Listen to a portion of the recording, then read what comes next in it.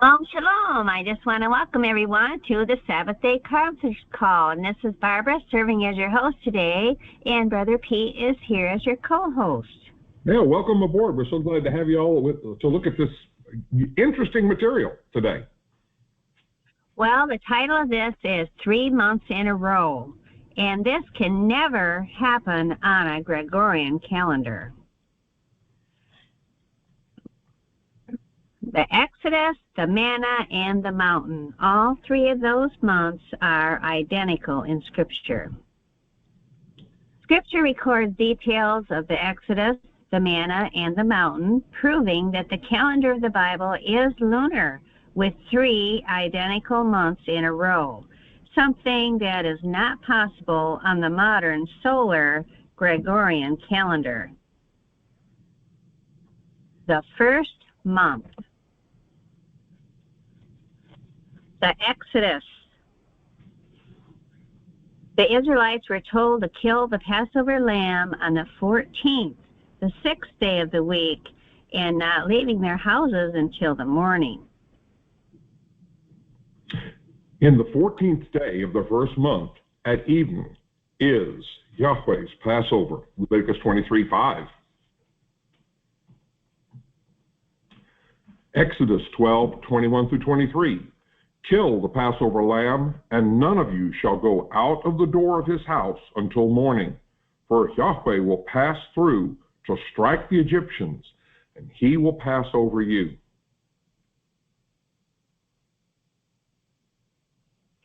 And so the 15th was always a Sabbath. The Israelites rested in their homes over the Sabbath and left Egypt that night after the sacred hours were passed. Numbers 33:3.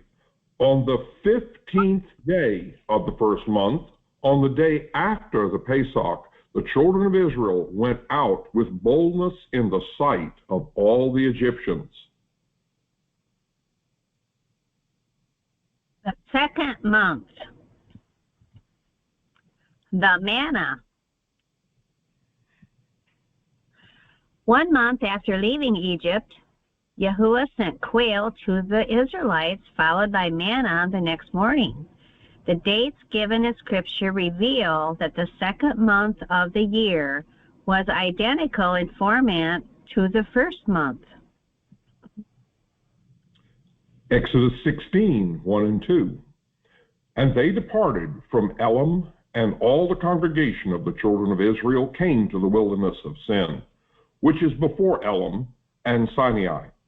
And on the 15th day, in the second month, after their departure from the land of Egypt, all the congregation of the children of Israel murmured against Moses and Aaron.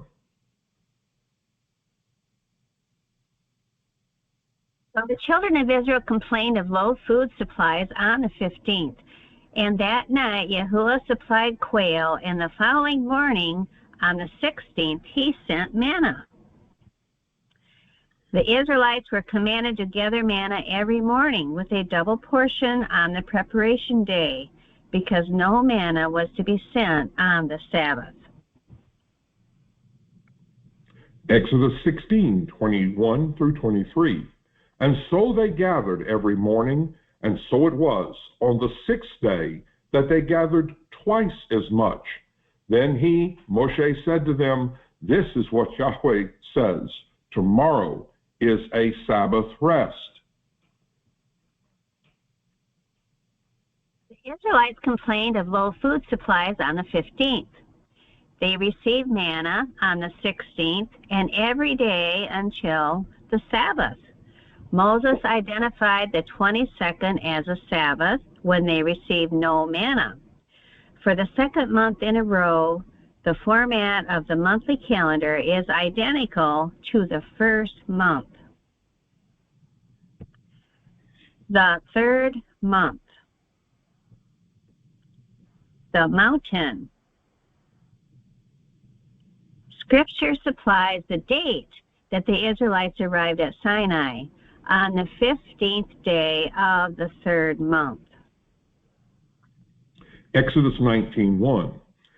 In the third month after the children of Israel had gone out of the land of Mitzrayim, on the same day they came to the wilderness of Sinai.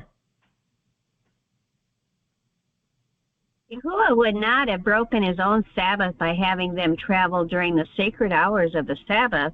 As with leaving Egypt, they often traveled in the cool hours of the night. Exodus 13:21. Yahweh went before them by day in a pillar of cloud to lead the way, and by night in a pillar of fire to give them light, to go by day and night. With the month beginning on New Moon Day and the arrival at Mount Sinai being the same day as the departure from Egypt, the third month in a row can be filled in and is shown to be identical in format to the first and second months. And this is what it looks like here. All the months are identical on the Creator's calendar. Okay, 40 years later, we have more confirmation. 40 years later, under the leadership of Joshua, Israel again observed the Passover on the 14th. The manna ceased on the 16th, the first day of the week, 40 years after Yahuwah first sent it. Joshua 5:10-12. So the children of Israel kept the Pesach on the 14th day of the month at twilight, and they ate of the produce of the land on the day after Pesach, unleavened bread and parched grain on the very same day. Now the manna ceased on the day after they had eaten the produce of the land, and the children of Israel no longer had manna, but they ate the food of the land of Canaan that year. So when Yahweh, the Most High, had first begun restoring his timekeeping system, it was on the first day of the first month of the first year in which he led the children of Israel out of Egypt. Commencing on the 16th day of the second month, he had sent manna from heaven for the first time. Now, 40 years later, to the very day, on the 16th of the first lunar month of Abib, the manna forever ceased. So after entering the promised land, Joshua recorded the following details in Joshua 5:10-12. And so the children of Israel camped at Gilgal and kept the Pesach on the 14th day of the month at twilight on the plains of Jericho. And they ate the produce of the land on the day after the Passover, unleavened bread and parched grain on the very same day, that's the lunar Sabbath, the 15th. Then the manna ceased on the very day after they had eaten the produce of the land, that's the 16th day, the first day of the third lunar week. And the children of Israel no longer had manna, but they ate the food of the land of Canaan that year.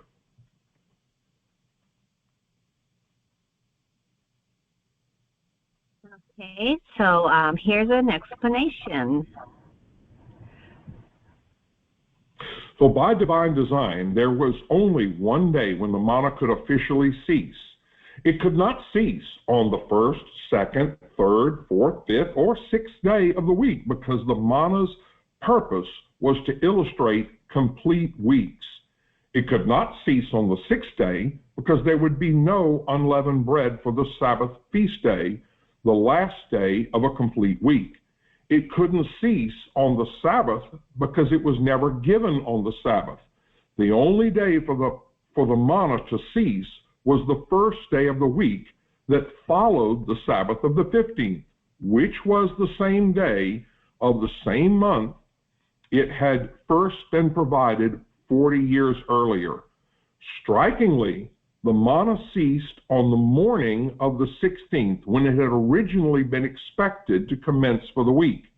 This illustrates that the 16th of the lunar month was consistently the first day of the lunar week for the full 40 years as ordained by the Creator.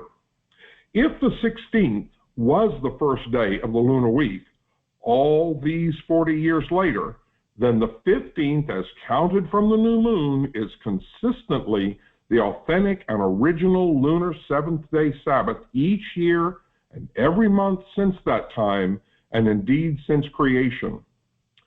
For the entire 40 years, the first 3 months of the year were modulated in the same exact manner, and although the new moon day is never overtly mentioned, its position as the first day followed by 4 weeks, with each of their Sabbaths occurring on the 8th, 15th, 22nd, and 29th days, identifies that the years, months, weeks, and days of ancient Israel were all based upon lunar phases.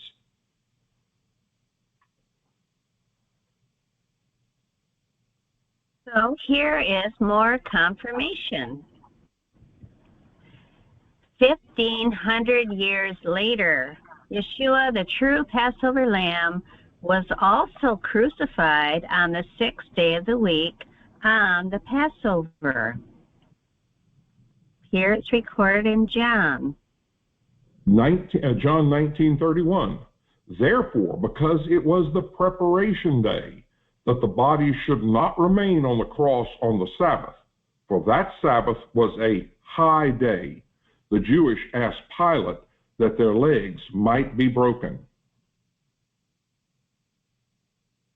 So the divine timekeeping system established at creation was lunar solar. Dates provided in Scripture reveal a calendar with 3 identical months in a row. And this is not possible on the modern solar Gregorian calendar. Only when the weekly cycle restarts with each new moon can the details of the Exodus, the manna, the mountain, and the confirmation of the Crucifixion Passover fit the facts of calendation. These facts prove the use of lunar solar calendation during the time of Moses and the Messiah. Psalm 104:19. He appointed the moon for seasons. That's Moedim. Moedim, worshiping assemblies. 3 months in a row are not possible on a Gregorian calendar, as you can see. The Universal Jewish Encyclopedia, page 410, says, the moon is still, and the Sabbath originally was, dependent upon the lunar cycle. Another quote from the Universal Jewish Encyclopedia, page 631, the months of the year were lunar and began with the new moon.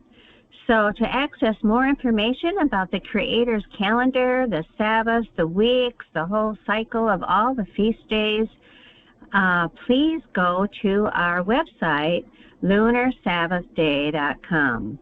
And please like if this is a blessing to you, and share it with your friends that love Yeshua.